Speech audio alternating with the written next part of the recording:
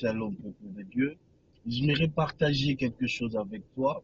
Dans mon église, actuellement, on est en train de parler sur que ton Dieu ordonne que tu sois puissant.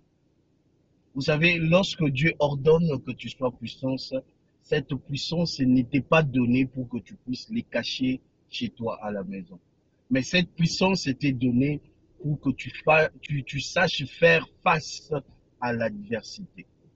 Bien aimé, quand Dieu ordonne que tu sois puissant, Dieu va te mettre devant les épreuves, devant les situations, afin que tu puisses démontrer ta puissance.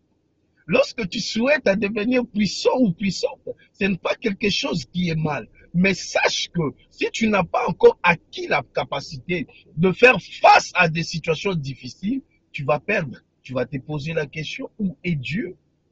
Mais ton Dieu ordonne que tu sois puissant. La puissance, ce n'est pas quelque chose qu'on cache.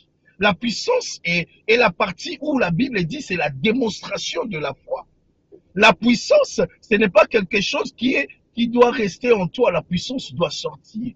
Et pour que ça sorte, tu dois faire face à des problèmes, face à des situations très difficiles.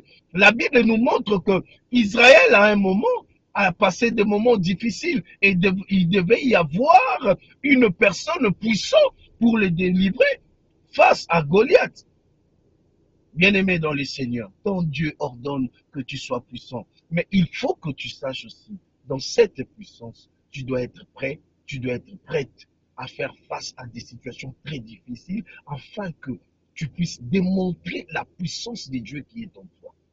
S'il n'y a pas de Goliath, personne ne pourra comprendre la puissance de Dieu. S'il n'y a pas le miracle de Jéricho, personne ne peut comprendre